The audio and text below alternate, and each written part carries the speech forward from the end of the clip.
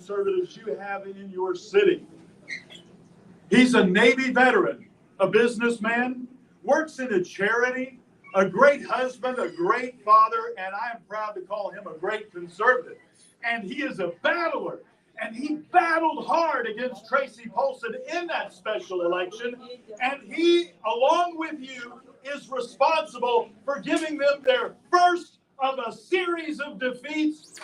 Republicans, will you please welcome my friend, your councilman, Nick Howland. Thank you, Dean Black. What an amazing leader for the Republican Party. I'm going to tell you that much right now. I tell you, we, in February, defeated a radical leftist agenda here in Duval County. You know what we're going to do tomorrow? We're going to defeat it in Duval County, we're going to defeat it statewide, and we're going to defeat it across the nation. That's what we're doing together. I'm nowhere near as enthusiastic or as good of a speaker as Dean Black, so I'm going to get into all the reasons why we're here for Senator Marco Rubio, why he is absolutely the right guy and how we need to communicate it to all of our friends, everyone we know, why we need 6 more years of Senator Marco Rubio. There's countless reasons. Fighting in DC for our conservative core values, check.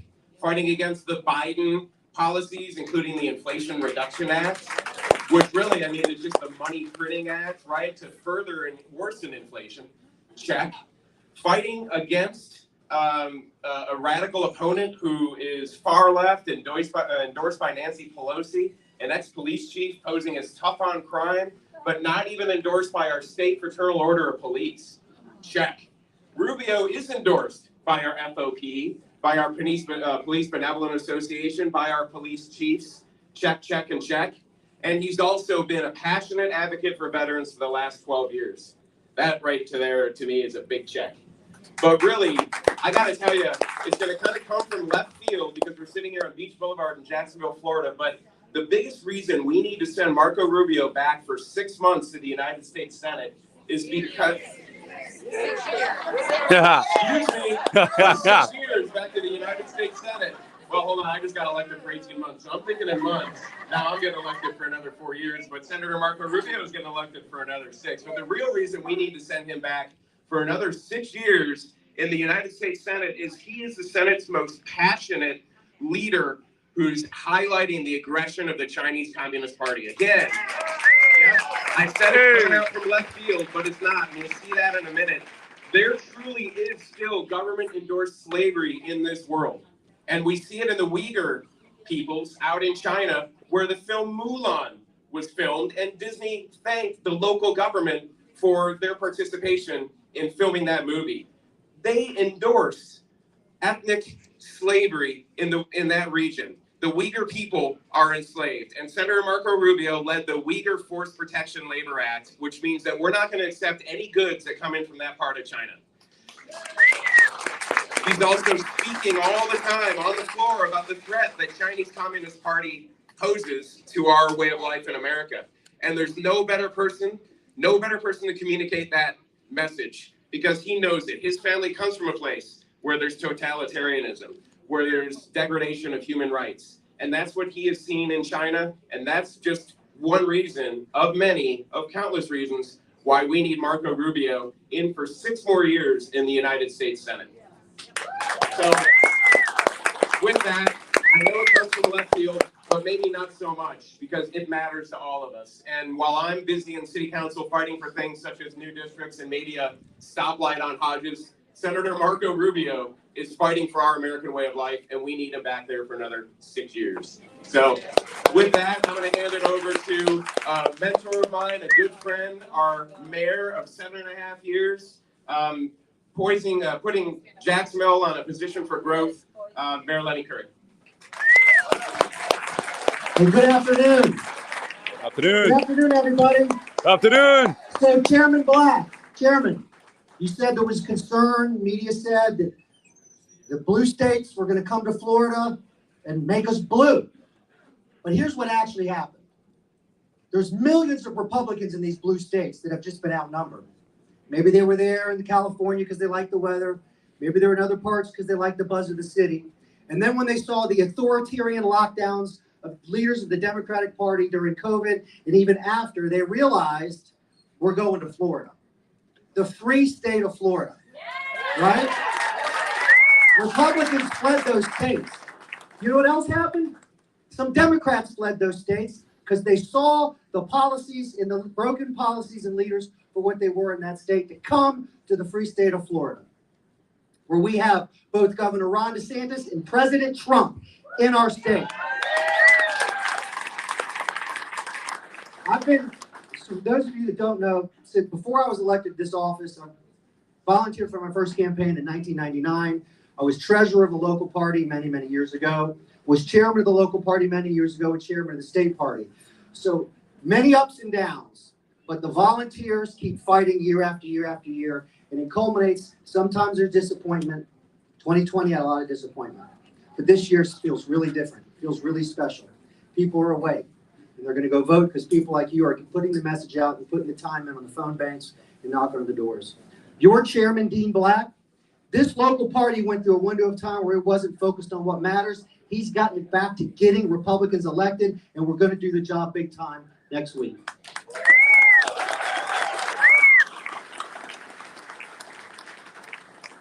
Marco Rubio. A lot of folks have talked about his policies. He's fighting in D.C. for us. I've known Marco for a long time, way before he was a senator.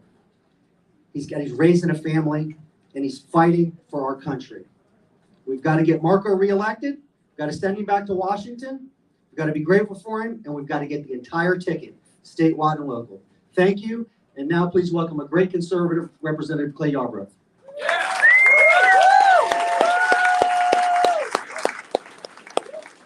Thank you, Mayor Curry. Good afternoon, everybody. Good to see you.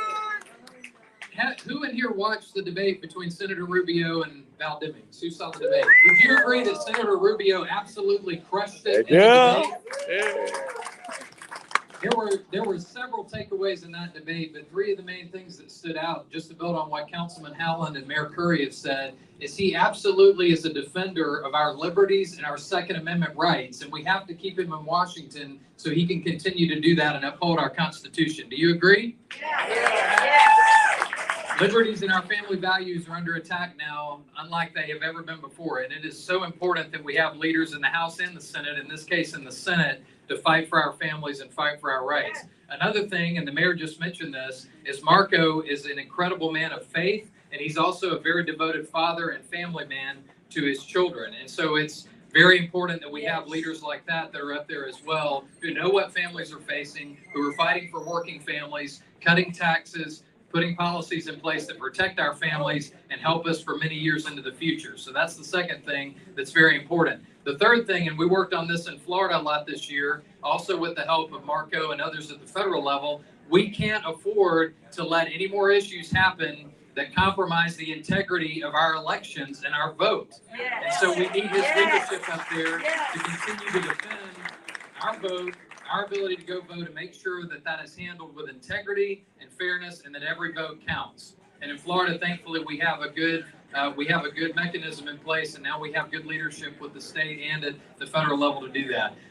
Also, we have seen an incredible amount of support for law enforcement, not only over the past several years, but over the entire time that Senator Rubio has been in office. And so we owe him a debt of gratitude for that. And with that, I'm going to turn it over to the person who we know is going to be our next sheriff in Duval County. Please help me welcome.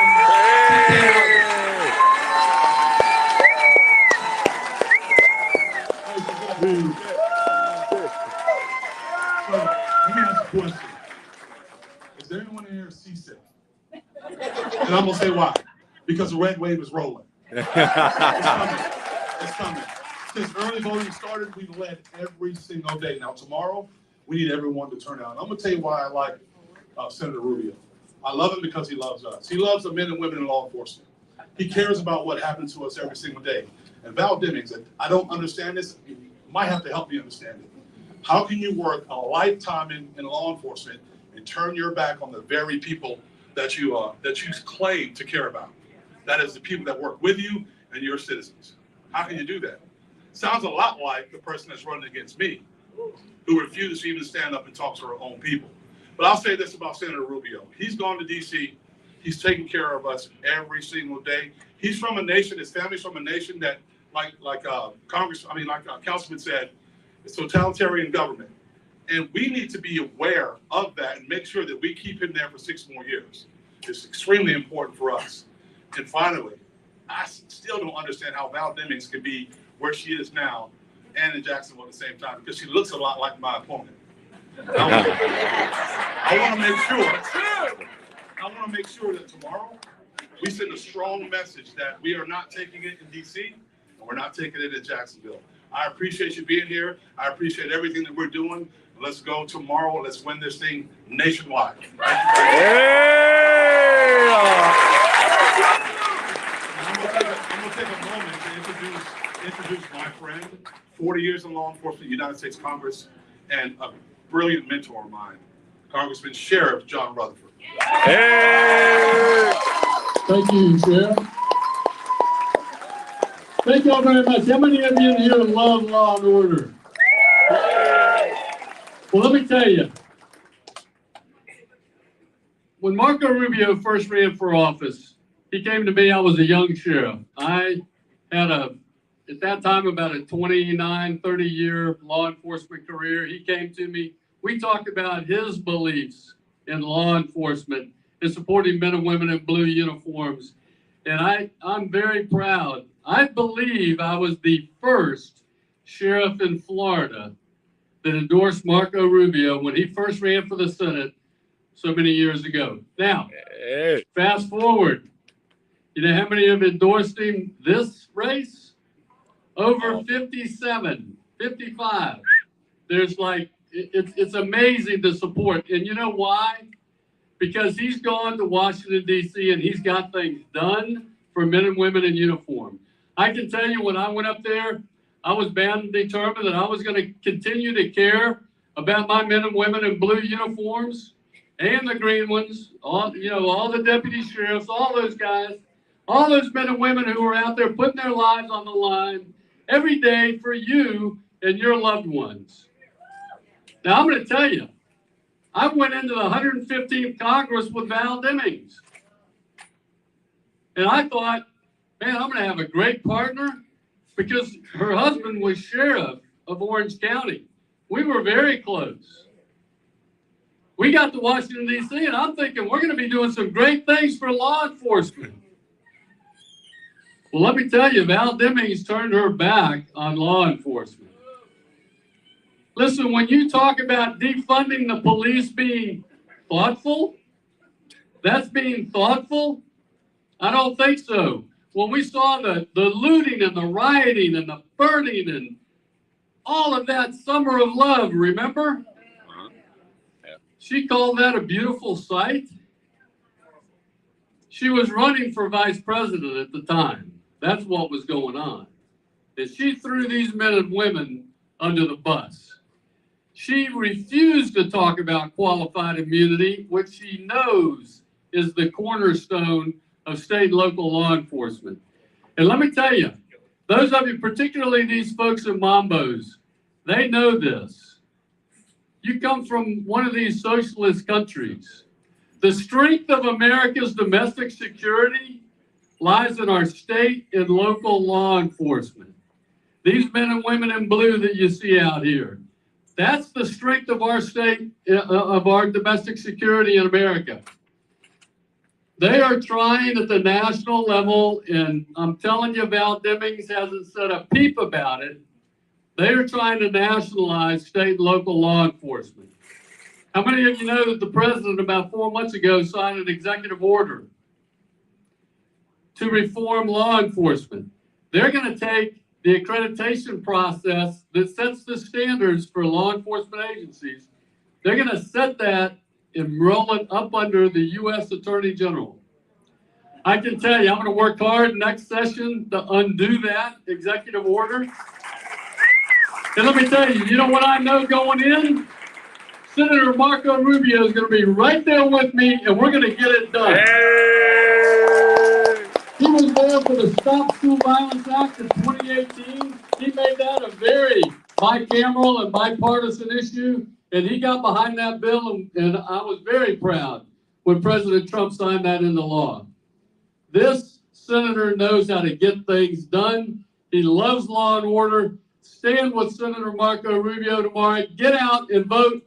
It doesn't happen without you. God bless y'all. Now it's my pleasure to introduce another great crime fighter I know that's going to go to Washington, D.C. just as soon as he gets elected. And that is, Representative Senator Aaron Bean. Hey! I don't want to call him Senator now. Thank you.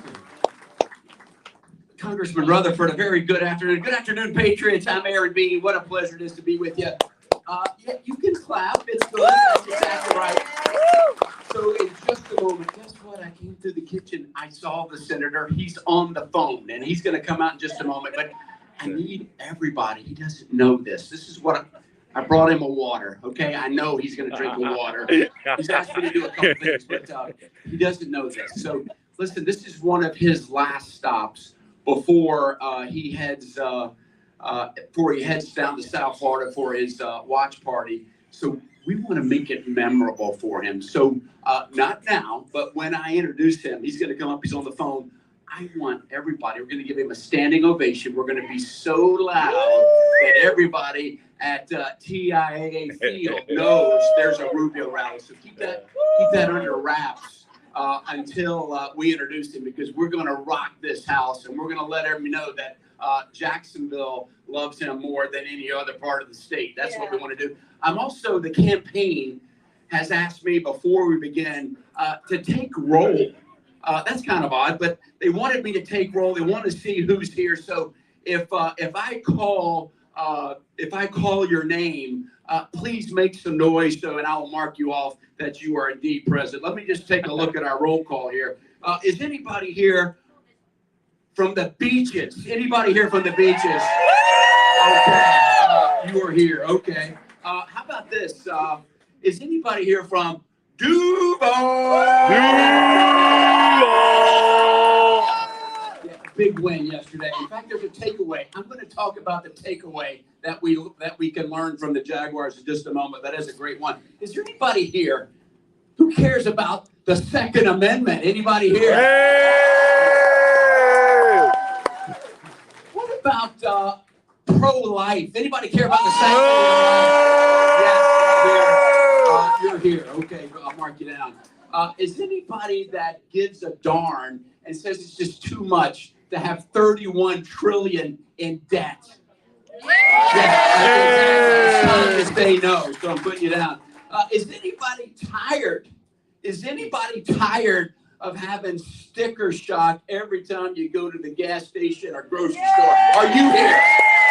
Yes, I am here. Is anybody here that wants to close the border? Mayor Curry, I think they're here. I'm going to put them down as a yes. Anybody that's already voted for Marco Rubio? Anybody going to do it tomorrow? That is exactly right. And last, ladies and gentlemen, anybody that is tired of begging other countries that hate us to produce more energy? Absolutely right, ladies and gentlemen. So you are indeed here. I'll report that back so we can begin and bring the senator out. Remember our plan. But I want to tell you, for 2 more days, for the last several years, and for the next 2 days, I have had the honor of being your state senator, and we have done so many things together. You've given me the honor of my life, and so whatever happens tomorrow, of course, I want you to vote for me for Congress. But I'm excited about Clay Yarborough, Dean Black, and everybody that's coming in. I'm excited for them. We've got great representation. TK, everybody here, the great lineup of great things happening, only because of you. Only because of you that have invested time, money, and energy in all these candidates. We're down to the wire. You're invested too. So I just want to say, for all of us, so much is at stake tomorrow. So I am grateful for everybody. I know it's been a long 2 years, but there is light at the end of the tunnel. The only question, is it a train? Well, it's up to us. It's up what we do tomorrow and what we do going forward and the candidates that we select. Let me tell you this, though, the Jaguars have taught us one thing, and it's so good to win, and it's so good. I'm so proud of them yesterday. But we know that if we don't play 4 quarters, if we don't go all the way into the end zone, we can be on the 4-yard line and think it's over, but it's not. We can end up and we'll fumble, or we can be on the 1-yard line and throw an interception thinking it's all over, but it's not. So we have to run through 7 o'clock tomorrow. I got my campaign shirt. I'm out campaigning, kissing baby, shaking hands. And so we will continue to do. So with that, I am pleased to introduce. Are we ready? Is he? We're getting close. Sheriff is Congressman Rutherford. Tell me. Okay. So ladies and gentlemen. Ladies and gentlemen, your Senator, my Senator,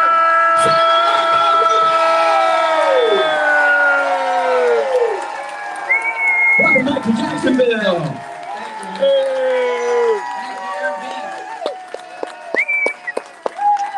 Thank you. So I think this is probably the 3rd or 4th time in this campaign that I have to go after Aaron Bean. And usually I'm like the guy that's hyped up, and now it's tough to follow, so I'm going to be like the downer, I guess.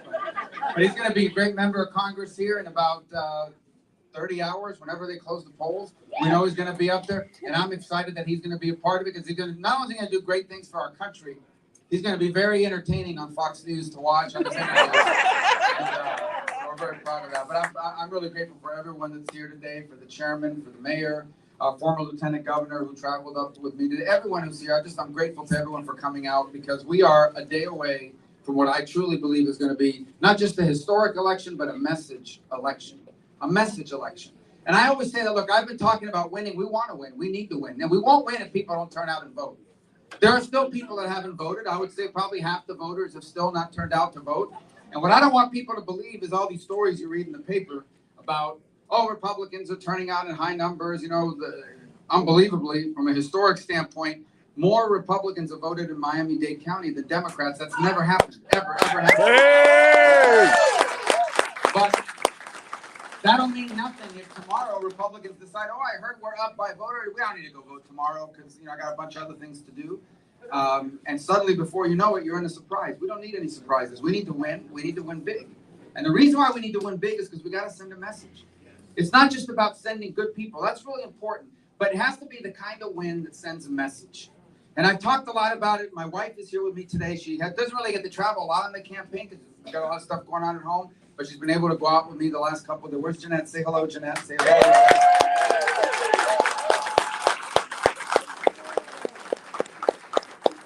And I like when she comes to me for 2 reasons. Number one is, obviously, I want to be able to share this with her and be a part of it. Number 2 is, for my kids that are now older, 2 of them are voters. They're not taxpayers yet, so they don't get an opinion, but they get to vote. And I hope I'm 2-0 and with them. And so she can go back home and say, no, there really are people that show up for your dad's stuff. It's like, who wants to see you talk that?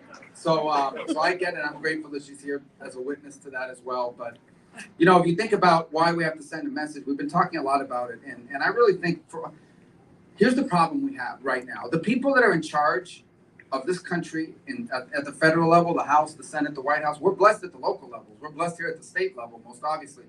But at the federal level are completely out of touch with the overwhelming majority of Americans. But it's worse than that. It's worse than that. They're not just out of touch on issue after issue. Anytime that there's a conflict between what everyday hardworking people need and what some other group needs, they always pick the other group on issue after issue. So we have a border. The border's overrun. 6,000 people enter the country a day since Joe Biden took over as president. Since Joe Biden took over as president, almost 5 million, 4.7 million people. Understand, that's 5 times the size of a congressional district. Okay, that's what's entered the country in just 22 months, all right? And their answer to it always, so people are concerned about it. Republicans, Democrats, independents, vegetarians, everyone are concerned about it. Why wouldn't you be? What country in the world would tolerate 5,000-6,000 people a day just walking into your country? And you know what their answer is? Well, we don't care. We care more about allowing people to enter our country because they're coming from tough places and bad circumstances. That matters more than your concern about people entering the country and the drugs coming over that border as well. So that's an issue in which you have to take a back seat to their priorities. What about the gas prices? Because they're going to be at $4 here again very soon. They're already climbing again. And I want you to, people are complaining about gas prices because it's taking a huge chunk out of your budget. So this morning, some single moms somewhere in Florida, multiple single moms, had to drop their kids at school and fill the tank for the week, and they're paying a lot. It's a big chunk out of that family's budget, okay? And their answer to that is, well, we don't care about the fact that it's costing you more. Suck it up, or ride your bike, or take a bus, or figure out a way to buy one of these electric cars. That's their answer to it. We don't care because we're more interested in impressing the people who signed on to the Paris Climate Accord or whatever else they agree about. Those people take priority for them. What about crime? Violent crime is running loose all over this country. There isn't a day that goes by that you don't put on the news and you see about some once great city that you can't live in anymore. People in New York are afraid to walk down the street. They are, because some guy will jump out of an alley for no reason in the middle of the day and attack you. They're afraid to ride the subway because you'll get pushed into a train. It's happening in place after place in Portland. I mean, these are once beautiful cities, San Francisco, even in Washington, D.C. And I say even, I'm not surprised. You go to Washington, D.C., it's rampant every night, every day. Chicago, a hellscape. In Washington, the median's a beautifully designed city, okay? And they have these medians of grass, you know, these round medians and circles and all that. They're all full of tents. People living in tents all over the place. And so it's very sad what's happening in these great cities.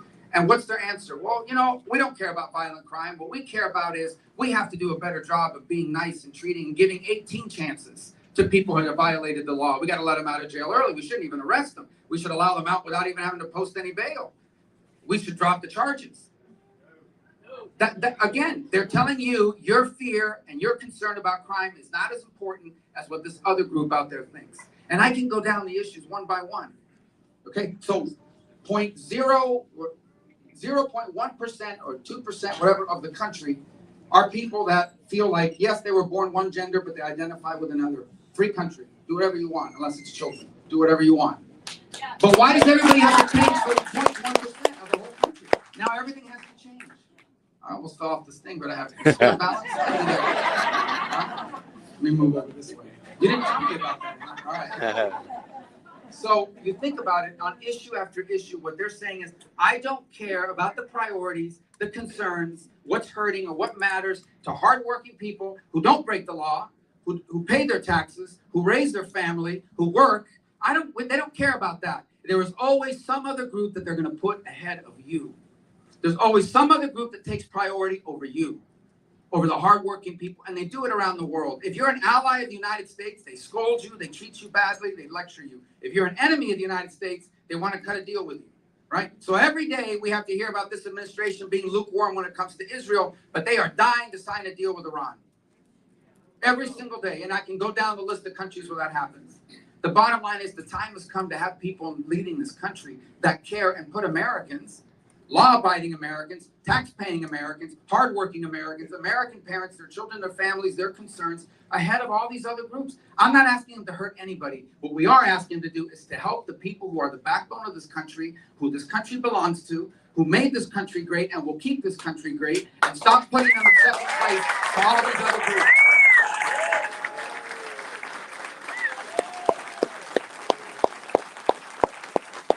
I'll give you a really good example of how this works, right? So yesterday, Joe Biden was giving a speech. I believe it was in Pennsylvania. He thought he was in Ohio, but it was in Pennsylvania.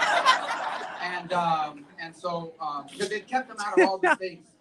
They've kept him out of all the states that the elections are close.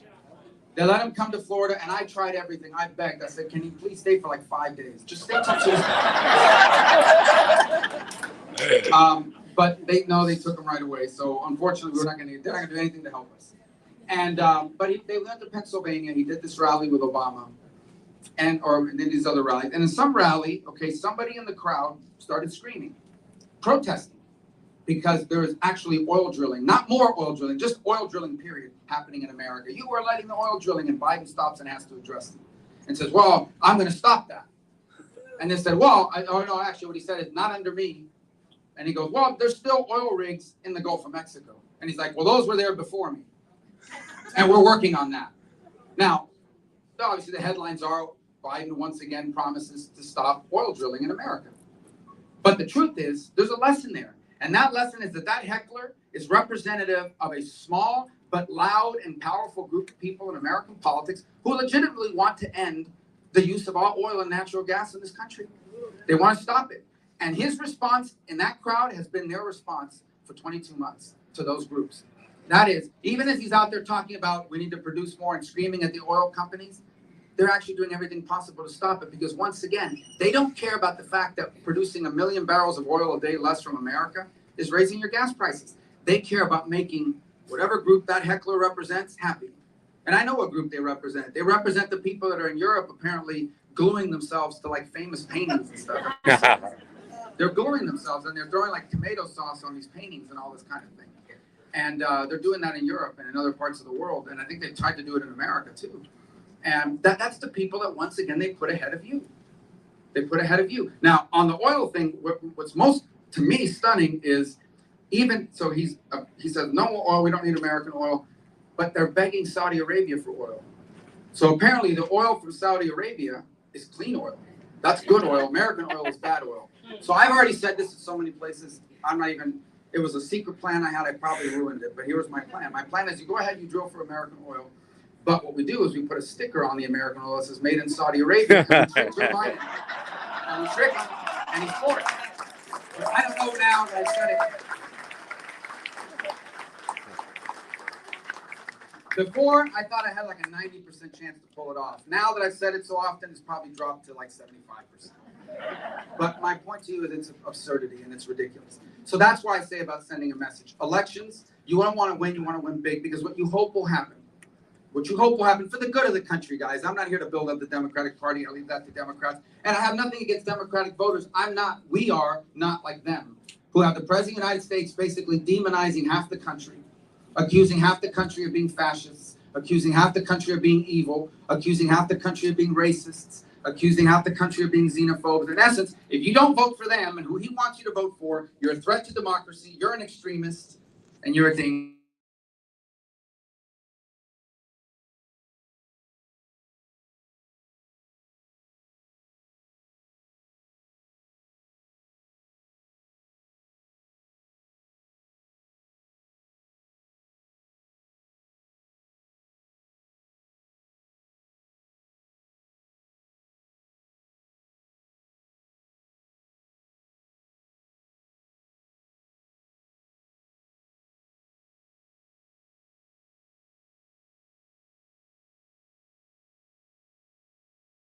It kind of worked.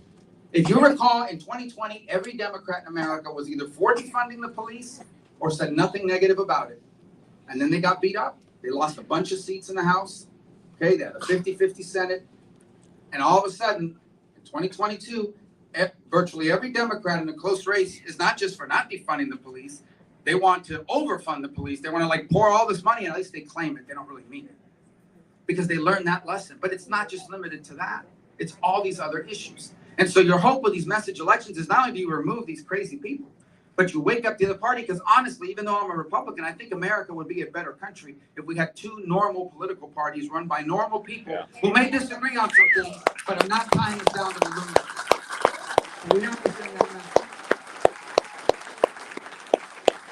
And that's why getting out to vote is what matters. Now, look, I think if you came here today and you haven't already voted, you're probably going to vote. I mean, you're going to go to a rally on a Monday, you're certainly going to go vote on a Tuesday, I think. But generally, that's the way it works. But you know some people that don't. All of us do. Okay? Just this morning, right before I got on the plane to come here, I ran to some lady at a gas station, and she was like, oh, yeah, the election's tomorrow, and I don't even know where my polling place is. And it reminded me that there are people out there that agree with us on everything I just said, but they're not political junkies. Not that you're political junkies, you're just at a rally on a Monday. But nothing wrong, we need you. We are our base. But I'm telling you that there are people out there that care, but they got stuff going on. Who knows? It could be anything. And they're not going to go out and vote unless we help them. And I mean help them, not like fill out the ballot for them like they do in other states. No, I'm not saying that. What I'm saying is help them like understand how important it is that they actually vote tomorrow. And it's never been easier to vote. That's another thing I hear these people talk about voter suppression. I don't know, what are they talking about? We have like historic, it's never been easier to vote. Yes. It's never been easier to vote. When Aaron and I, when we first got into Florida House, okay, there was only two ways to vote: on election day, or if you were going to be out of town, you had to send a letter saying, I'm going to be out of, you had to send a doctor's note. I'm going to be out of town, I'm going to be in the hospital. Okay, and you had to send that in and they would send you a ballot in the mail. Today you can vote by mail for any reason. You can vote early, in some places up to 2 weeks, and you can vote on election day. It's never been easier to vote. But to them, voter suppression is you can't put 1,000 absentee ballots in the trunk of your car and just drop them off the day before the election. That's voter suppression. You have to show your ID. That's voter suppression. So, well, guess what? You can't get on an airplane without showing ID. Is that fire suppression? You can't buy Sudafed at a Walmart, at least the Sudafed that works. You can buy the stuff that doesn't work. You can't buy the stuff that actually works unless you show the ID to the pharmacist. But you can vote without showing an ID in some states in this country. It's ridiculous. And that's what they call voter suppression. So we're, it's a time where we return to common sense because what's at stake, obviously, is the election. That matters. We have to stop bad things from happening, no doubt about it. We have to have a majority. Look, if I'm in the majority in the Senate, they're going to be the majority in the House. We have some close races in the Senate because of the map, because of the states we're talking about. But if I'm in the majority in the Senate, what that means isn't just that we re-elected a bunch of Republicans. It means we elected new people with fire in the belly, who many of whom never, in fact, most have never held elected office before, and they're just running to save the country from places like Nevada and Arizona and Washington State, for example, and obviously in Pennsylvania, and near here in Georgia, and in New Hampshire, and in Ohio. These are races, and North Carolina. We are bringing new people and new blood with the energy to do, not just to stop bad things from happening, but to make good things happen for our country. Good things that, look, the federal government's job is not to run the country. People think that our job is to tell everybody what to do. Isn't. Our Constitution very clearly says the majority of the power in this country belongs to the people in their everyday lives. That's what it says. Very clear. And then it says, to the extent we have government power, the majority of that power resides in the hands of the states and local communities. And then it has a federal government that's supposed to be very, very limited. And that's not the direction we're going now. And so that making good things happen is pulling the federal government out of so many things that it's involved in, not because we don't care, but because the federal government makes these things worse, not better. Worse, not better. And so making good things happen, for example, is making sure that we no longer threaten to take away federal lunch money from local school districts because they don't agree to teach things in their curriculum that aren't true, that are ridiculous, that try to sexualize 6, 7, and 8-year-old kids. You don't threaten them over that, and that's what they're trying to do with federal money. It means never empowering people. Can you imagine if Fauci actually had like central government power? Or anybody like him for that matter?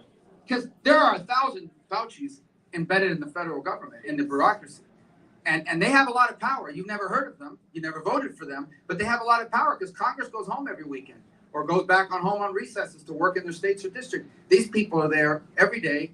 A lot of them still working from home, by the way. It's shocking. You'd be shocked how many federal employees are working from home remotely. Still to this day. In the case of the IRS, maybe not a bad thing, but in the case of these other people.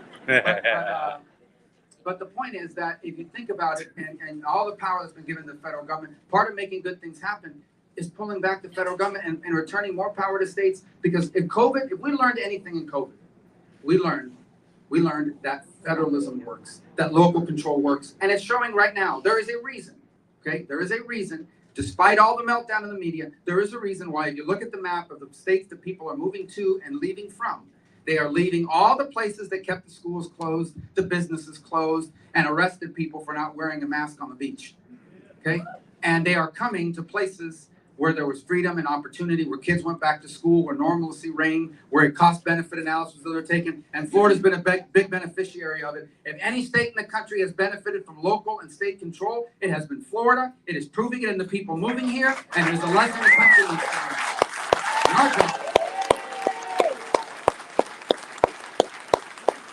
And our job is to pull the federal government back to that level of where it belongs in our Constitution. And then obviously oversight is important. These bureaucracies, they have to respond for the decisions they've made, not just during COVID, but the decisions they make every day.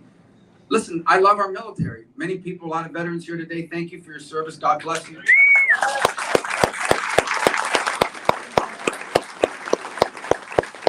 Maybe there are a few people here on active duty. Maybe there are people here who have loved ones, or maybe your children are on active duty or your spouses. And we pray for them every night, and we thank you for their service as well.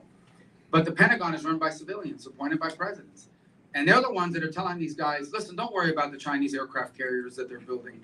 We need you to produce more online social media videos about the proper use of pronouns. And it's like, I don't think that that's going to matter. I guarantee you the Chinese are not producing pronoun videos. You know what they're producing? Hypersonic missiles to blow up our ships. That's what they're producing. And so we should be focused on the things that matter. And I'd like to know what the IRS is going to do with 87,000 armed agents. 87,000 armed agents. Can you imagine? And who 87? We don't have 87,000 billionaires. Who are these people going to go after? They're going to go after small businesses and working Americans. And on the list goes on and on. The Department of Homeland Security. We got a Secretary of Homeland Security, okay? Mayorkas. But he's not, yeah, but he's charged with DHS. But Kamala Harris is the border czar. The border czar. And so the border czar and the DHS secretary says our border is secure. And I'm like, whose border? Not our border. I don't know. Some other border might be secure. Maybe the border around where they live is secure. I'm sure it is. I'm sure they've got a wall and a fence and guards and everything else. But the American border is not secure. 6,000 people a day, unlimited drugs pouring into America. That's secure. There needs to be accountability for that. For the fact of the matter is, and it's a very simple step, you cross the border, you say the magic words, you trigger asylum, you get to stay. I don't care what they're saying, that happens. It's happening every day. It's happening right now. It's happening right now. Yes. On this very day, 6,000 people will enter this country. We have no idea who they are. We have no idea who they are. And so there needs to be accountability. I could go down the list on issue after issue, not to mention the Justice Department. I'd like to know from the Justice Department, because look, they arrested the My Pillow guy. They arrested Navarro that used to work for Trump. They raided Mar-a-Lago.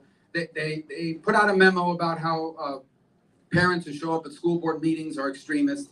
When are they going to arrest? When are they going to start arresting the people responsible for firebombing pro-life pregnancy centers across America? Over 50 right now. When is there going to be a real investigation into riots in 2020 in hundreds of places that caused billions of dollars in damage, police cars, we should probably take all that money that they wasted on the kangaroo court called the January 6th Commission and spend it on a commission on the riots, on the bombings, on the political violence, on a guy that tried to assassinate Kavanaugh, a Supreme Court justice. We should have what's the Justice Department doing about those things? Look, I could be here all day talking about accountability, but oversight is an important part of our job. And we owe you that because what's at stake here is so important. I'm grateful to the owners of this place for opening it up and allowing us to come here and being a part of it.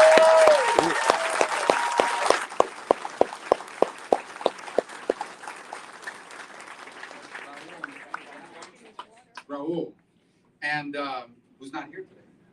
But his mom is. His mom is, which is, well, that's actually. Where's mom? There she is. We met backstage. They're doing a great job. And I'm going to make sure to let Raul actually helped me for about 4 years ago. He was involved with us, and everybody that used to work with us goes on to bigger and better things. And we're still, in the Senate, so we're very proud of that. But we're very proud of the people that are so successful. And a place like this sort of reminds you where Raul's done and what your whole family's done. It's really a reminder of what makes us so unique. There are, and I say this a lot, so, at this point I'm pretty confident it's true, because if not, I'm sure PolitiFact would have said Rubio's wrong. And I, of course, would have ignored them. But there's 5,500 years of recorded human history. There really is. About 5,500 years of recorded human history where we know what happened and what people did. And in the 5,500 years, 5,300 of those years, everybody who lived in the world basically lived with no rights. Their rights were whatever the people who were in charge told them they were. In some cases, your rights were none. Okay, some new conqueror took over, and suddenly your rights, you went from, whatever your life was to being a slave or dead, or whatever, terrible thing would happen. But there was no such thing as rights. And whatever rights you had is whatever rights you were born into, maybe, because your family had power. But other than that, people had very little opportunity. And then about 250 years ago, extraordinary men, who I believe were both geniuses and divinely inspired, they were products of their time and their era. And they were mortal men, no doubt. But they were extraordinary because they founded a country on the belief that people had a right that came from God. And they didn't just found a country on that belief. They actually gave birth to an extraordinary miracle. And for 240 years, we've had this one place on earth where it doesn't matter what the color of your skin is. You're not defined by that. You're not supposed to be defined by your ethnicity. You're not supposed to be defined even by where your parents were born. What defines you is that you are a child of God and that your rights come from that God. And here we have a government and a constitution that not only says it, but protects it. The purpose of the government is to protect those God-given rights. And the extraordinary miracle is what happens when you give people the liberty, the freedom, and the opportunity to pursue their dreams in accordance with those rights. And the answer is what happens is America, the most extraordinary nation that ever existed.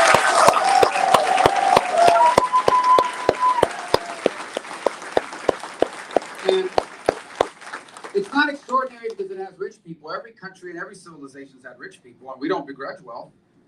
But that's not what makes us different. It's not extraordinary because we have a lot of power, military or otherwise. There's been other powerful militaries and empires that have great power, in some cases, relatively speaking, greater than the one we have now.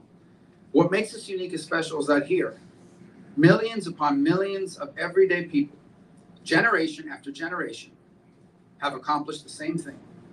They were able to get married and start a family and live in safe neighborhoods and have jobs that provided dignity and opportunity and retire with dignity and leave their children better off than themselves, both a life better and a country better than the one that was left to them. And that has happened over and over again in an unbroken chain for almost 2.5 centuries. And it's happened because each generation of Americans has made it the driving force, not just of their lives, but of our country and the decisions that it makes. And so now our turn has come to make the same decision. And we are on a road right now, and I'll be frank, we're on a road right now because of these radical leftists and these Marxists that will destroy them. We are on a road right now that if we stay on this road, we will be the first Americans that leave the next generation worse off. Not just worse off personally, but with a country weaker and diminished in comparison to the one that was left to us. Places like this are a testament to that American dream. There are very few, if any, civilizations in human history where the sons and daughters, one generation removed from immigrant parents, and in some cases the immigrants themselves, are able to come here and so dramatically change the course of their family's history and destiny. But in America, it happens every day, it happens all the time, it happens everywhere, and it happens because it's special. And that's what we fight to preserve. And what people basically want is not very complicated. They generally want to live in safe places where criminals don't roam the street and threaten you. They want to live in a place where they're not judged by where they came from or what the people that, where your parents came from or what your family used to do. They want the opportunity to pursue their dreams, to go as far as their talent and their work will take them. And what they most want is they want to make sure that whatever went wrong for them goes right for their children, that their kids have the chance to do all the things they never got a chance to do. That has defined my life. But that's not just defined my life, that's defined this country. And it's evidenced in places like the one we stand here today. And so when we fight in American politics and we get involved and we go out and vote and we run for office, we do it as much as anything else to preserve that. Because that's worth fighting for and that's worth preserving. The people in charge will rob us of that. We are not going to allow them to do that. We are not going to allow anyone to destroy this country. You don't love America? You don't like what it's all about? You're free to leave. No one ever does. No one ever does, but you're free to leave.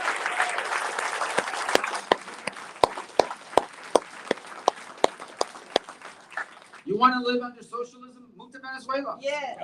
Yes. You want to live under Marxism? Move to Cuba. Yes. Yep. Or maybe California. Move, whatever. But my point is, if you want to live in one of those places, you can go. My office will help you. We'll help you with your visa documents. But they're not going to do it. The only people who ever actually leave are some of these actors, and they only leave, it's a fake leave. They go on Twitter, I'm renouncing my American citizenship. I'm so embarrassed Trump got elected. Then you check back a year later, they're still here. Yeah. They're still here. No one ever leaves. But if they want to leave, they can. You don't want to love this country, you want to believe things about it that aren't true, that's your choice. Free country. People are allowed to believe in crazy things. What you're not allowed to do is destroy the country. We will not allow it. And in this election, we will send that message, we will not allow it. But you got to go out and vote so we can win, and we can leave our children what they deserve to inherit. The greatest country in the history of the world. Thank you guys. God bless you. Let's go win.